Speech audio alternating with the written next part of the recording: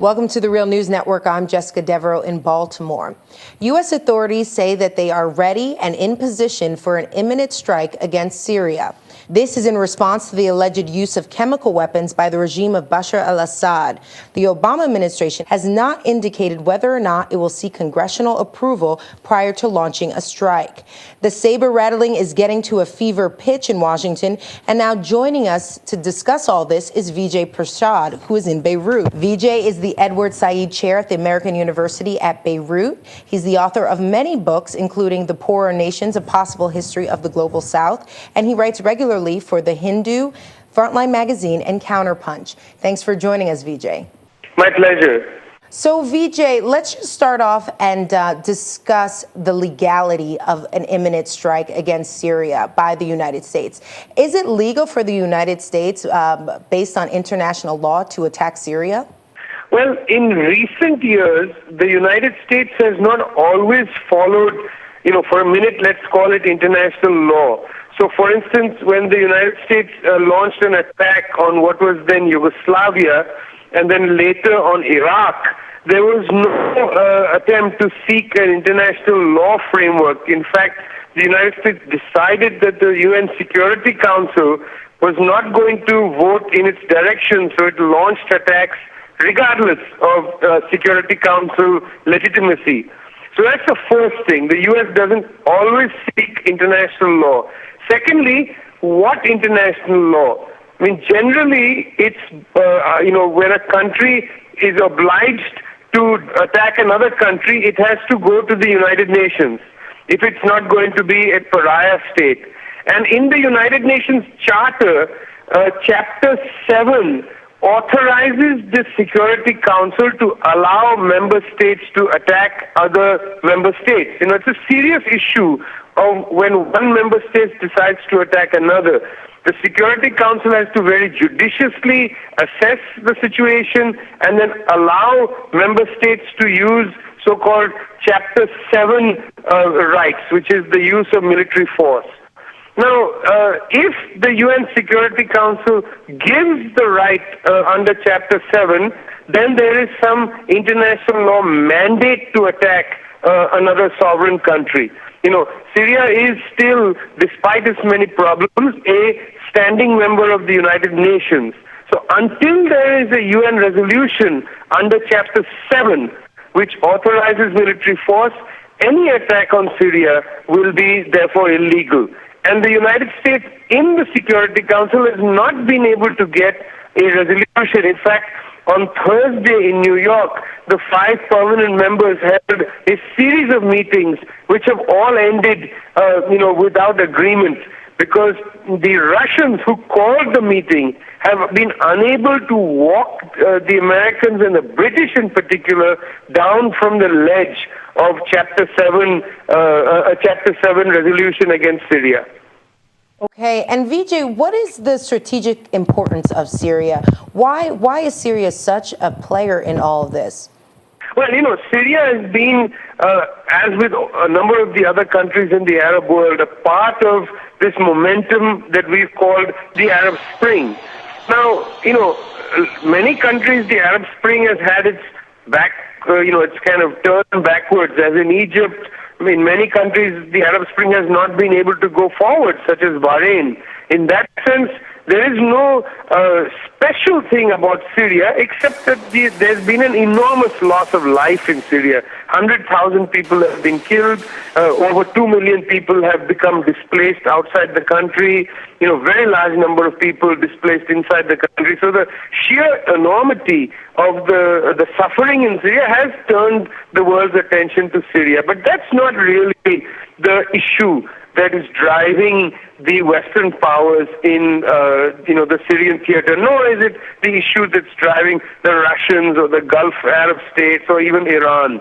It's not the huge humanitarian suffering that's truly, moving them. If that was indeed the case, then, for instance, let me give you a statistic.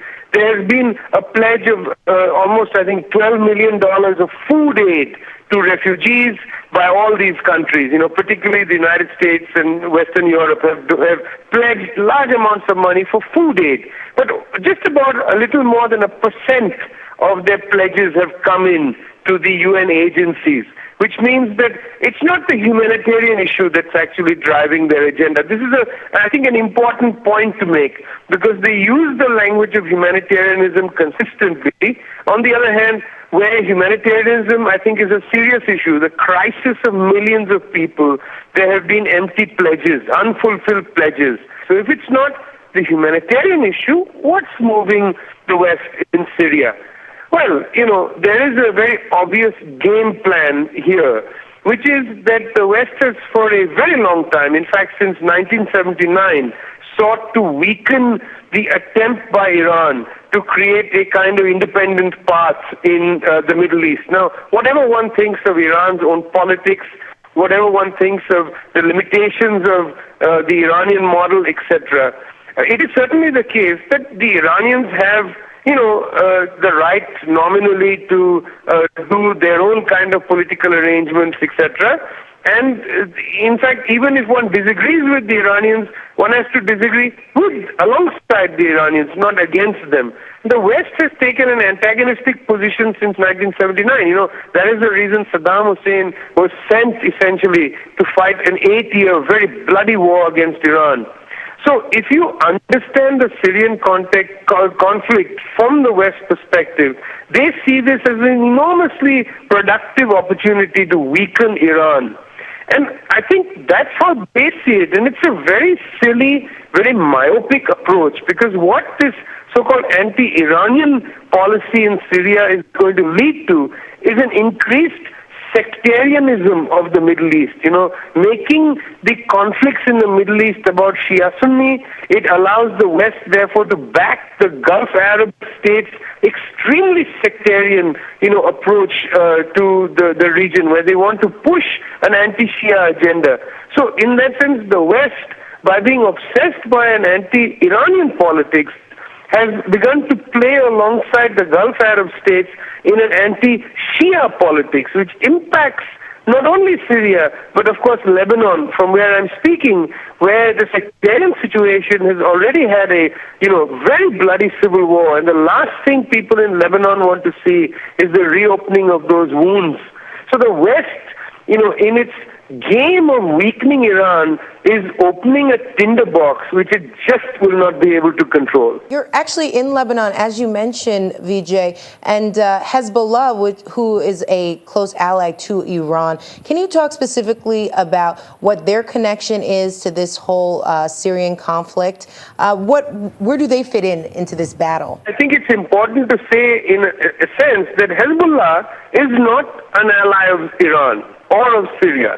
Hezbollah is a movement that came out of, sections of the Lebanese people to fight against the occupation of the Israelis in 1982. So Hezbollah's principal and only, reason for existence is, as the Lebanese call it, the resistance. In other words, they are principally to fight for the rights of Lebanon to exist as a sovereign state and against Israel.